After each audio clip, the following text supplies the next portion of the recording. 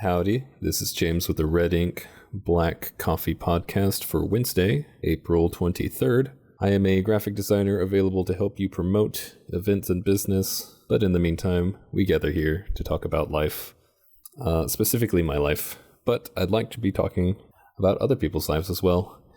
I want to start reading stories here, so right off the top, I'm going to promote that email, plug that email.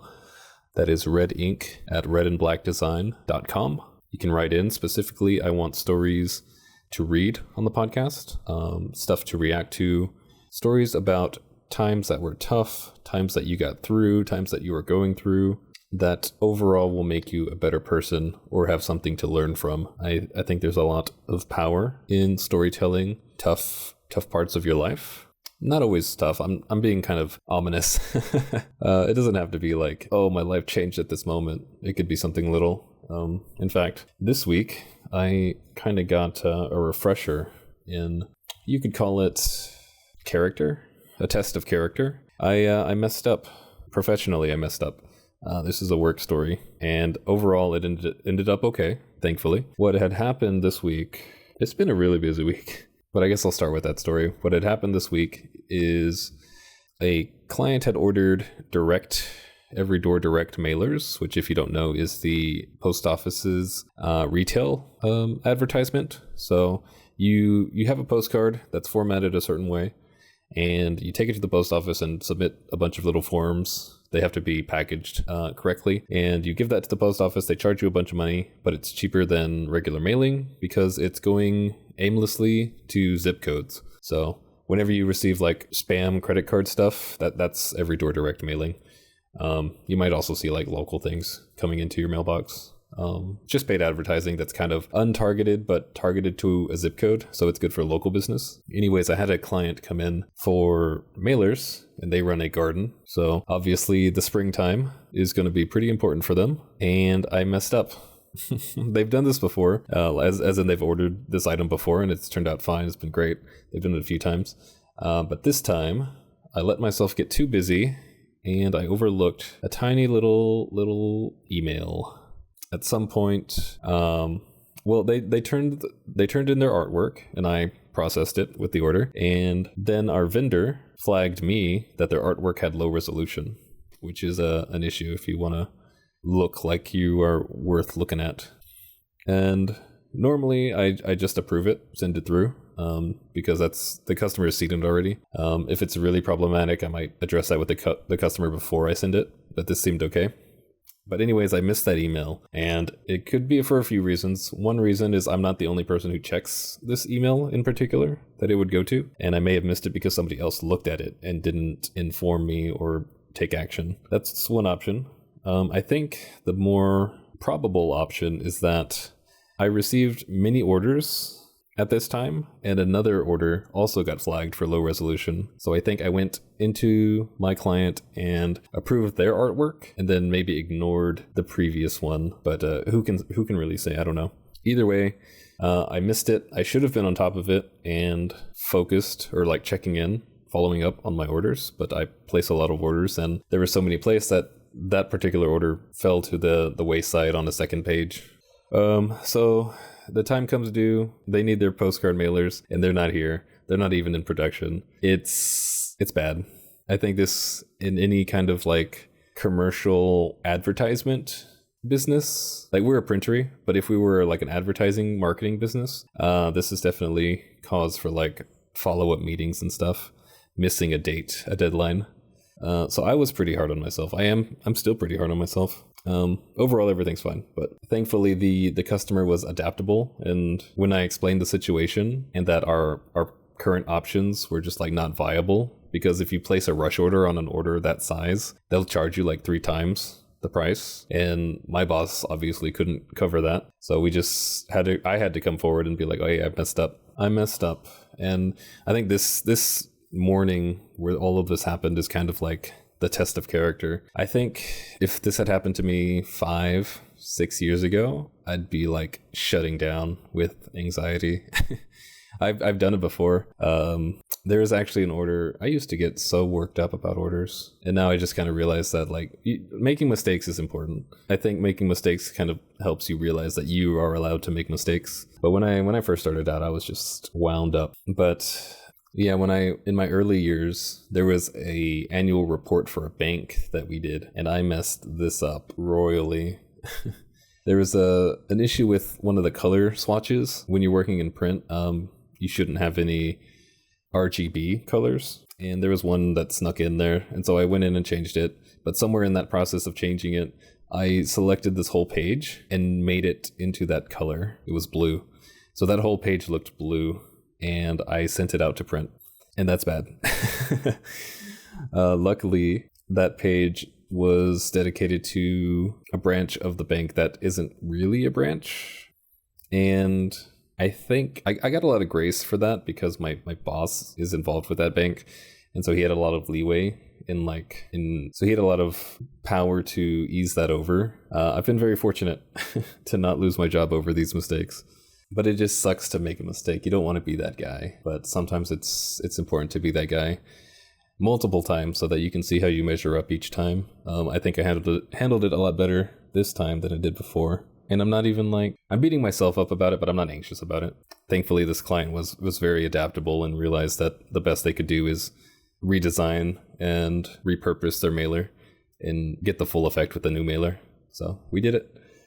Besides that, it's been really busy. Just I missed that detail because I'm just getting not overworked, but over distracted. I'm doing other people's jobs, taking other people's monkeys. Oh, and what I mean by that is there's something I heard from Dave Ramsey where it's you shouldn't let people leave their monkeys on your desk, which is their tasks. They should take their monkey with them. Important lesson.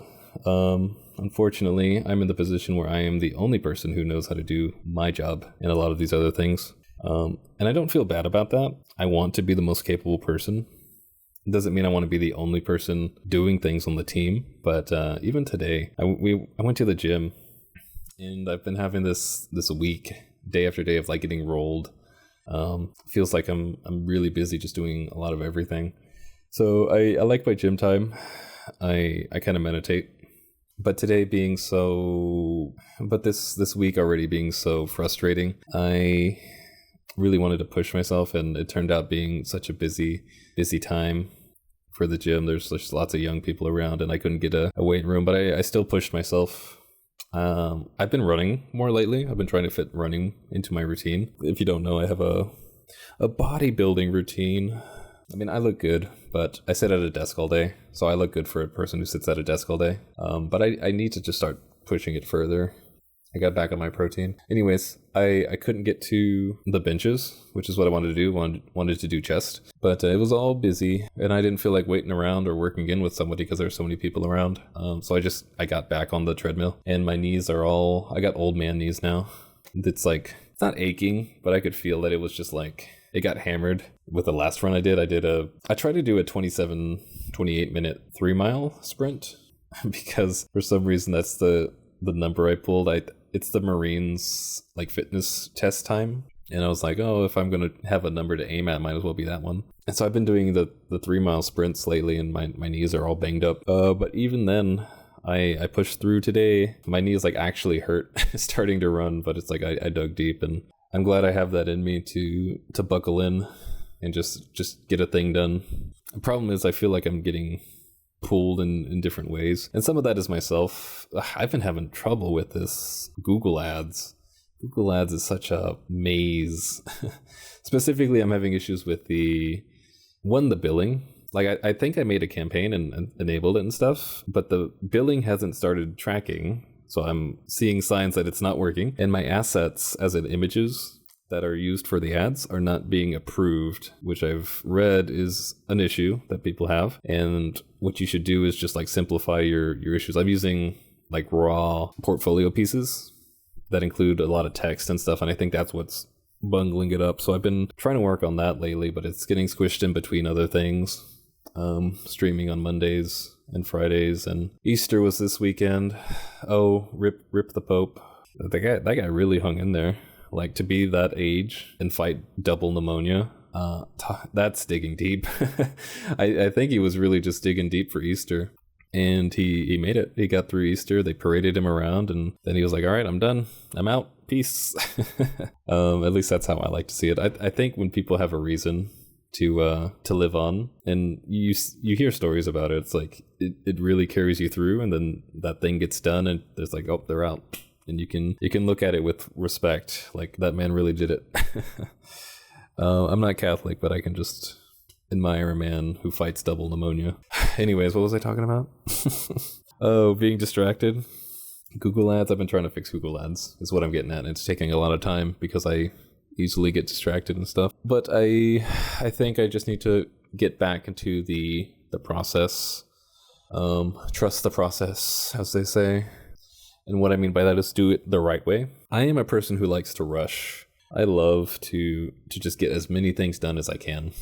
And that includes skipping steps sometimes. The worst part, I wouldn't say the worst part, but it is a big oversight in my job because we're such a small business, is I get away with not filing or not recording orders because we have digital records of everything if we ever needed to pull something up. We don't have a consolidated record of all the things that I do.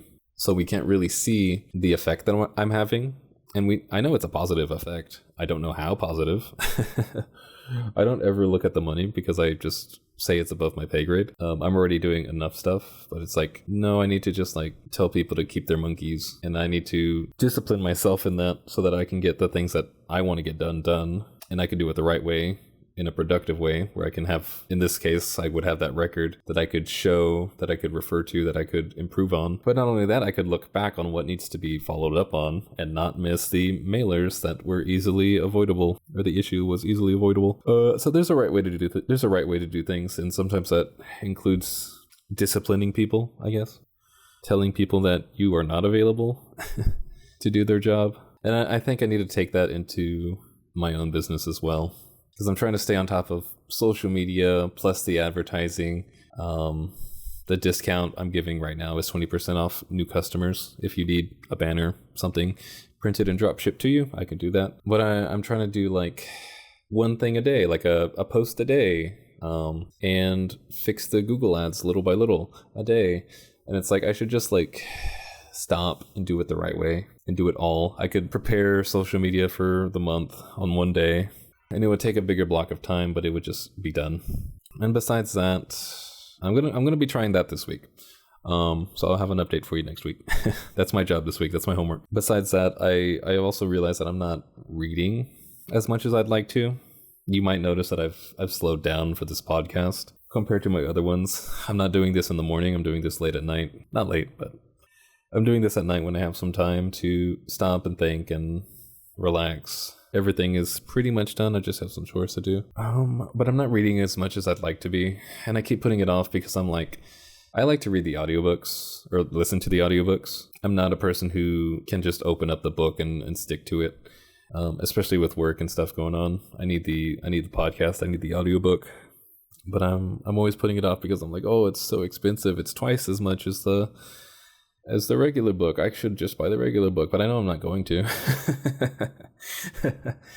So at the gym today, when I was really digging in, finding my knee hurting, getting that couple miles done, I bit the bullet and I bought Jordan Peterson's book. Oh, what is it even called?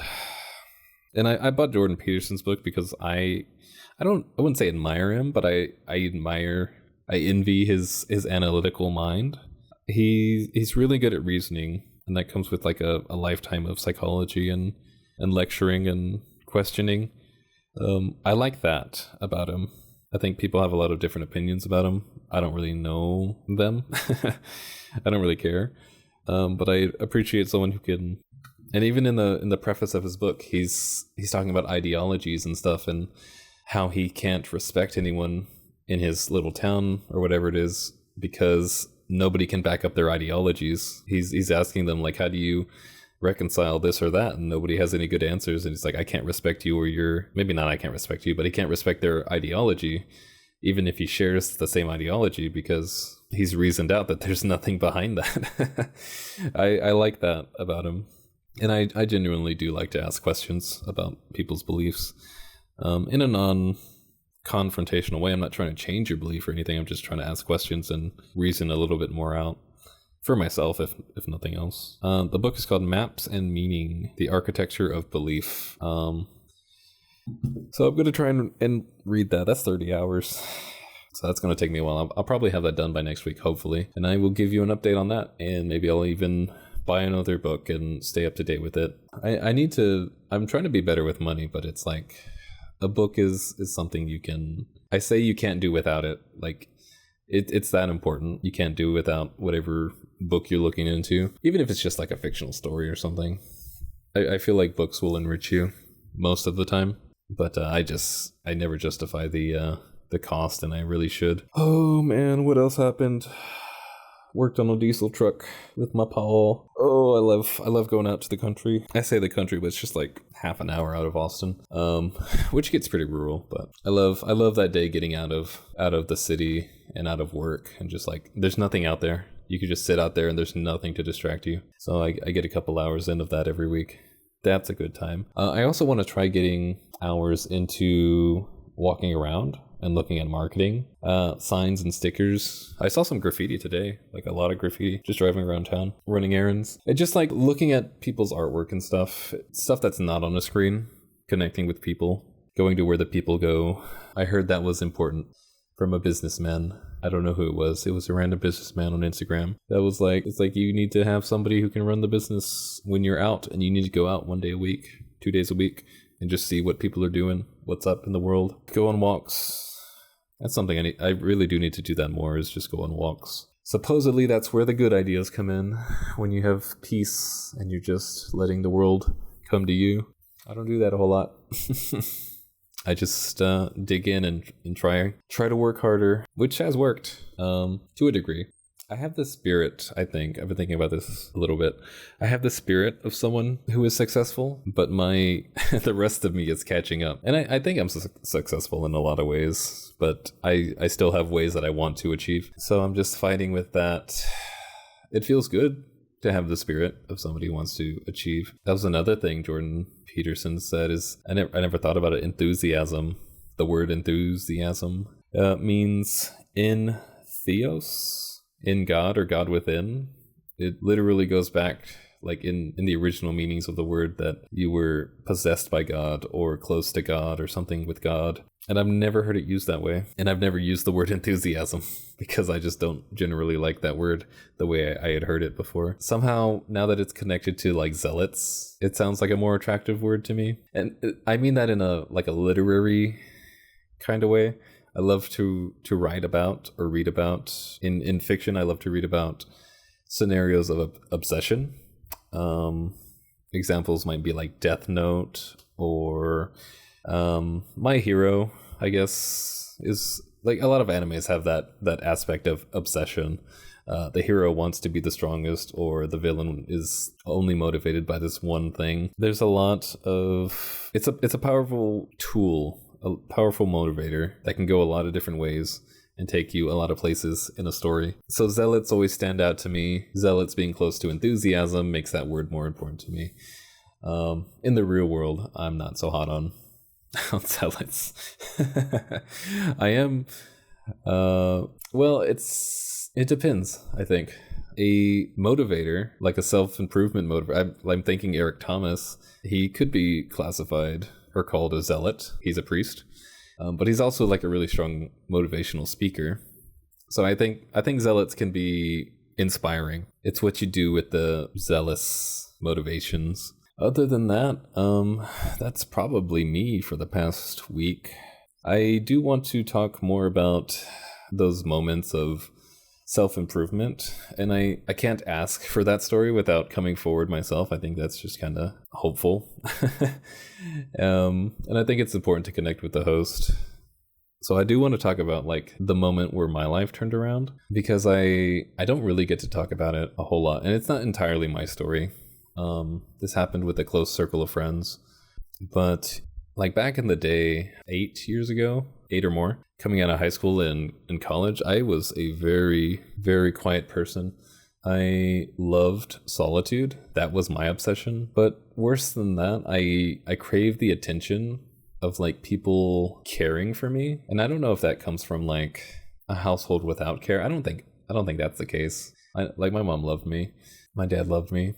But we had a cold household, very like masculine household. You didn't really talk about your feelings, which I think a lot of people have the experience of. But I grew up this very quiet, self-kept person, and it was really toxic. It was toxic to myself, and it came out with like an early relationship I had that ended up fizzling, not because of my partner, but because I felt depressed. I was not in a place where I could love myself, and I feel really bad about that still. But it had to happen because they were trying to keep me up so much that I wouldn't hit that breaking point. And I didn't even hit it after that. Once I broke it off with them, I just kind of isolated myself for years, and I ended up coming back to a friend of mine from work with I call it kind but obsessive romance in mind. I realize now that I'd made excuses for my behavior because it was not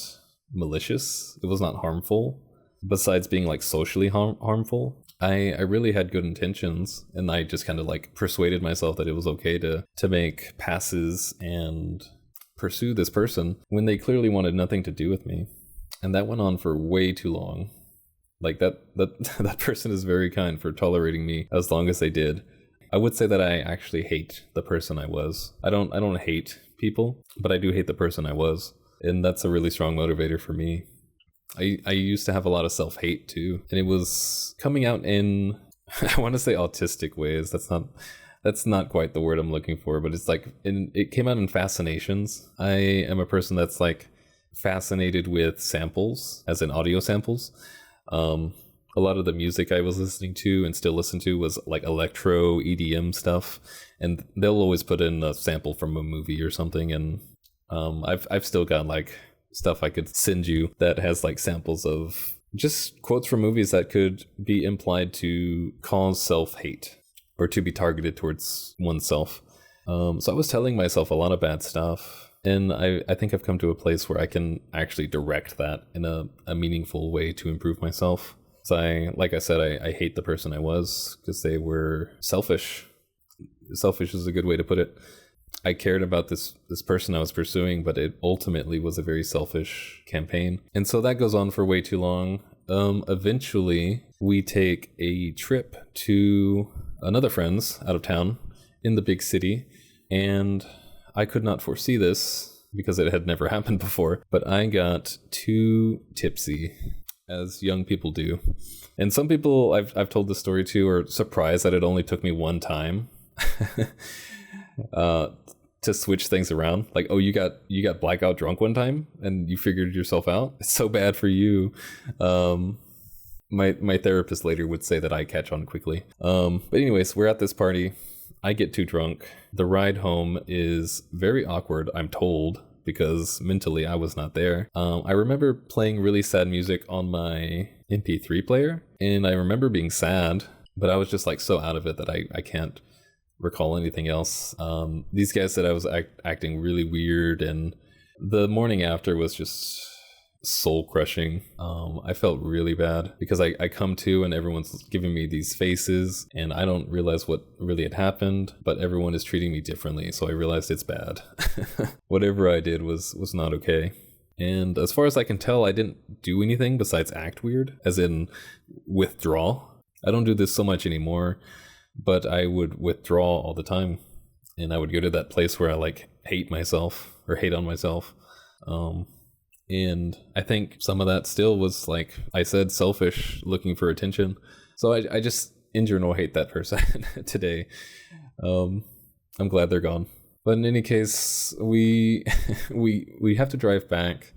We stop for breakfast, and I'm like trying to pay for everyone's meal. I'm trying to just like break the ice or something to just be like to just know that things are okay. I had a problem, and this goes back to even like that early work story. I had a problem where if I wasn't sure that things were okay, I would obsess over that, and I couldn't stop thinking about it until something told me that it was okay. We end up driving back, and this is the point where things tip off for me. I tried to apologize one last time to that friend that I was pursuing, and they gave me such a look. Like, the only way I can describe that look is fear. And it was because I broke their trust. Not only was I being this compulsive, obsessive person that wasn't okay, but I did something that night that was just not okay. And that was like the tipping point. And I just, like, that look is still, I can still see their face. But no, I use that.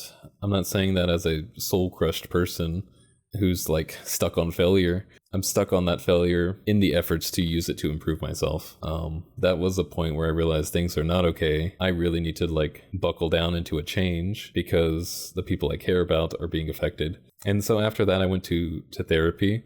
I think I only went to therapy a couple times before my therapist was like, oh yeah, you catch on quickly. And we kind of unloaded and unpacked that my obsessive dealings, my obsessive behaviors come from like a household where we had to make sure that things were okay.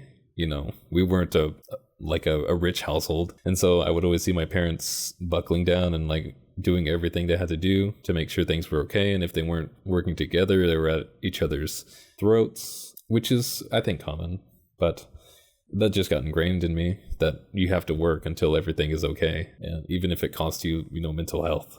But ultimately, we unpacked that, and I'm sitting here, able to tell you all about that stuff because that's where I come from. That's why I'm this obsessed self-improvement person, and I want to be that self-improvement obsessed person. It doesn't say much, but I kind of mentally place myself between Jordan Peterson and David Goggins. And those people are so far apart that saying I'm in between them doesn't mean anything, but I'm influenced by them. I want to be smart and analytical, like a Harvard professor, and tough and willing to dig in like a Marine. And that only comes with addressing the shitty parts of yourself. For me, luckily it came easily. I know a lot of people don't get that blessing. Oh, I should say, like, in this time where things were looking their darkest, one of my friends did kind of just like, not help me through it, but they did reach out and let me know that it's okay. Not that they were certain that everyone would be the same as it was, but that it was okay. I think it's important to be that person for someone else if you know somebody else is going through it. Because for me, just hearing that one line, I remember when it happened, it took off so much pressure that I was putting on myself. But with these kind of anxieties, you can't help but do it. So yeah, if you can be that person for someone else, do it. If you need someone else to be that person, ask, because it's just so much better after. For me it was. Anyways, that's my story. If you would like to send your story in, email redink@redandblackdesign.com, or you can hit me up on Instagram, or I'm on the Blue Skies. Anyways, that's my story, and that's kind of the energy I want to bring towards Red Ink Black Coffee. It's kind of like therapy. I don't want it to be as serious as therapy. If I sounded serious, it's only because I was trying to recall the stuff that had happened in order, in a way that made sense. But that's kind of what I'm going for. I want to hear people's stories about, like, what did they go through to realize they could be better or want to do better. Because I think that's going to help other people. Just knowing that other people have struggled the same way you have, I think can help. But anyways, dinner's ready. I gotta head out. That email again is redink@redandblackdesign.com. You can find all my medias on this YouTube. I stream Monday and Friday evenings. And my Instagram is redblackdesigntx. And my Blue Sky is Silas Rain. Y'all take care. You have a blessed week. I will update you next Wednesday.